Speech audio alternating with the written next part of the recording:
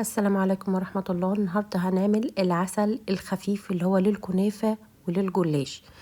هنا معايا كوبايتين سكر، كوبايتين مية، معلقة عسل كل جوز، ومعايا نص ليمونة، ومعايا فانيليا. ممكن تحطي كيسين فانيليا. ليه بحط هنا العسل؟ علشان ما يسكرش معايا ويتقل. بس اهم حاجة انك ما تخلوش على النار كتير.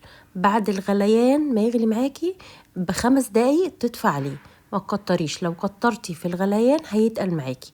نزلت بالسكر وبالمية، وهنزل بنص عصير الليمونة، وهنزل بعد كده بمعلقة الكلوكوز. مش لازم، عادي تحطيها، مفيش مشكلة لو مش عندك.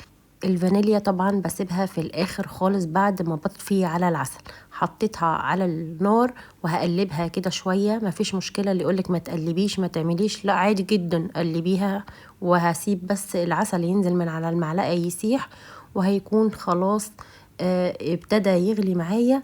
اي ريم يظهر على الوش بشيله على طول. بعد ما يغلي العسل ب5 دقايق ببتدي اطفي عليه. ما طولش الغليان عشان ما يتقلش معايا العسل. لو طولت في الغليان هيتقل معايا.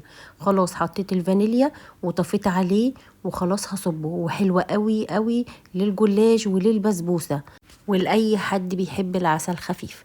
ما تنسوش تعملوا لايك للفيديو وتفعلوا الجرس وتستنوني في فيديوهات جديدة. والسلام عليكم ورحمة الله وبركاته.